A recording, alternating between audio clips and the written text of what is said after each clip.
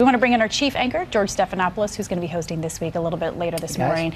Good morning, George. So, long question for you, but let's begin with Trump and North Korea. There was a debate that broke out overnight about something that the president reportedly said about the leader, Kim Jong-un. The Wall Street Journal quoted Trump as saying, quote, "I probably have a very good relationship with Kim Jong-un." Of course, that raised questions. Is he having communications? Is he actively speaking with Kim Jong-un? The White House responded saying, quote, "This is what the president said. I would probably have a very good relationship with Kim Jong-un." They released some audio as well, so let's take a listen. President Xi has been extremely generous with what he said. I like him a lot. I have a great relationship with him. As you know, I have a great relationship with Prime Minister Abe, Japan. And I probably have a very good relationship with Kim Jong-un of North Korea.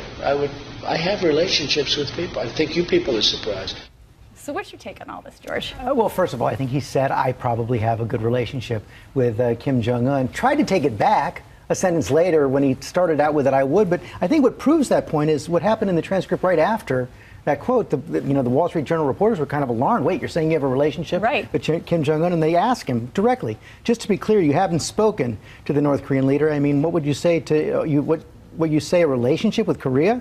I don't want to comment on that. The president could have cleared it up in the moment.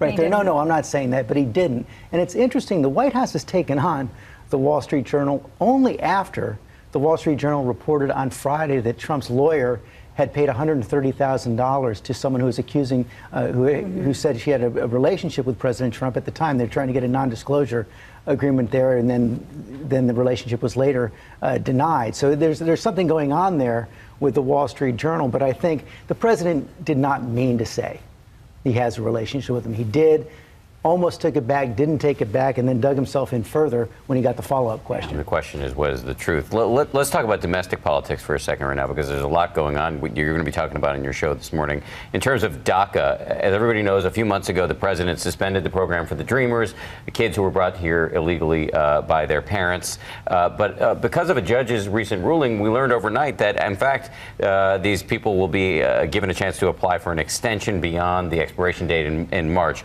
So how does all of this, and adding in the president's recent expletive countries comments, how does all of this complicate this debate, especially with a government shutdown? I think before that we were heading towards a deal on DACA. It looked like there was a lot of progress from both Republicans and Democrats to reach some sort of a deal on DACA, combining with some border security, maybe broader immigration reform. In the wake of those comments from the president, which I think just brought the conversations to a halt.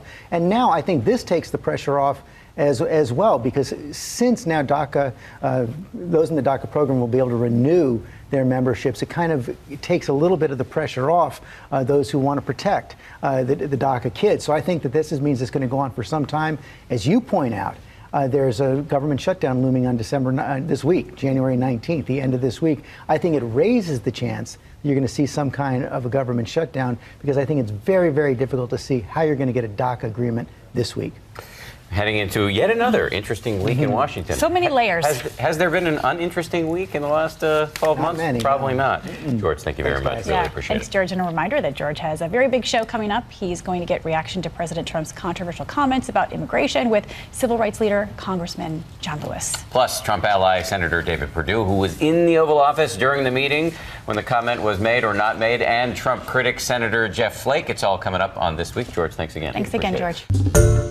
Hi, everyone. George Stephanopoulos here. Thanks for checking out the ABC News YouTube channel. If you'd like to get more videos, show highlights, and watch live event coverage, click on the right over here to subscribe to our channel. And don't forget to download the ABC News app for breaking news alerts. Thanks for watching.